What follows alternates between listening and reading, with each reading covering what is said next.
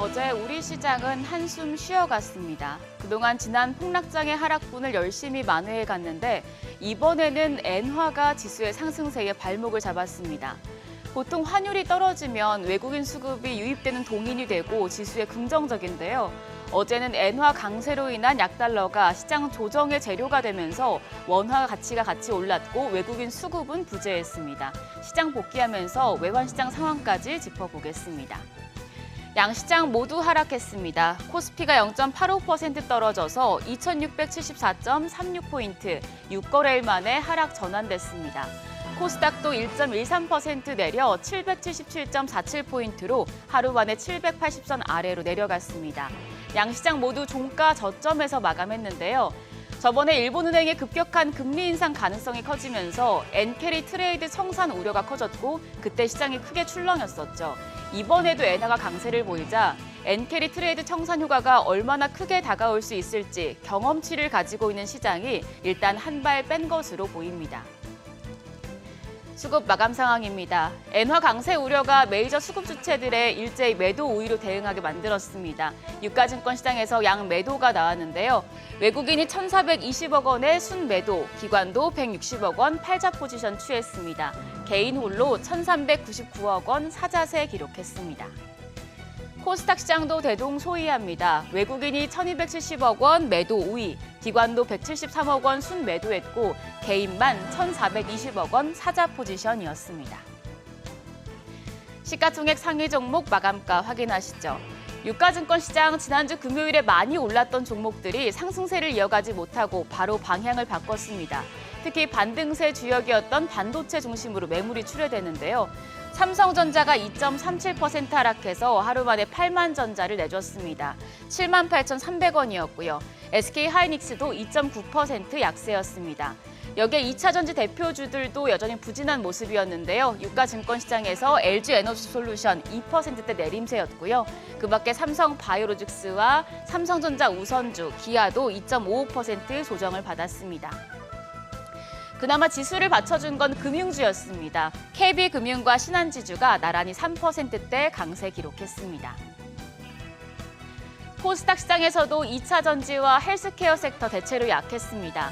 2차 전지 대장주인 에코프로비엠이 5.33% 또 떨어졌고 에코프로도 4.58% 하락하면서 시총 4위로 한 계단 밀려났습니다.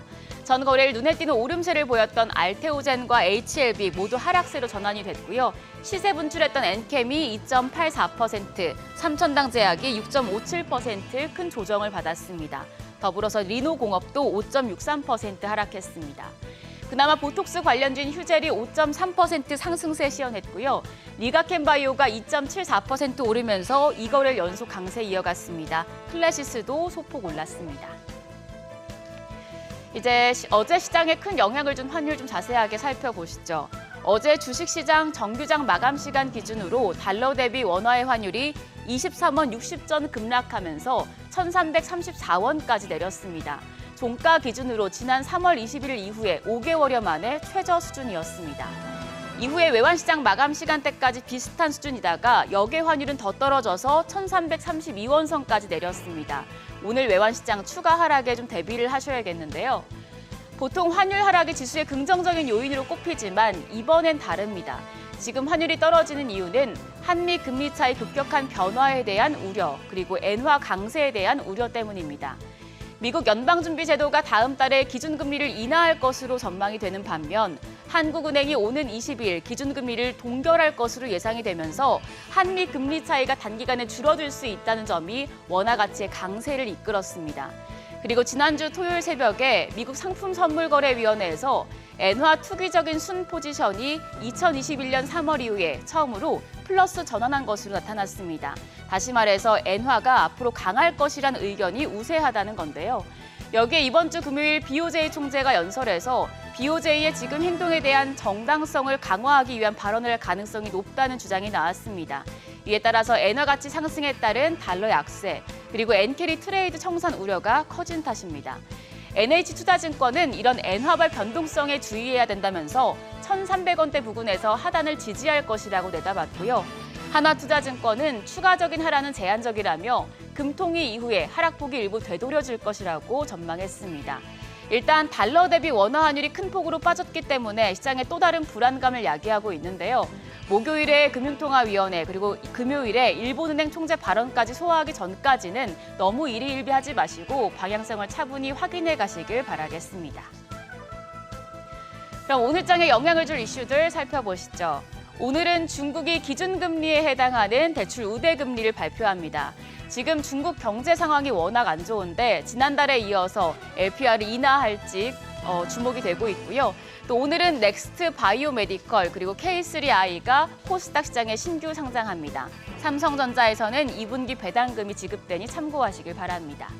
한편 어제 시간의 거래에서는 코로나19와 대왕고래 프로젝트 관련주가 강했습니다. 코로나19가 빠르게 확산되면서 8월 말에는 작년 최고 유행치에 달할 것으로 전망이 되고 있는데요. 이에 일신바이오와 메디아나, 대한과학, 서린바이오 등의 종목들이 강했고요. 대왕고래 관련주는 동해 석유 시추 정책 토론회를 개최했다는 소식에 GS글로벌, 화성밸브, 한국가스공사 등이 상승했습니다.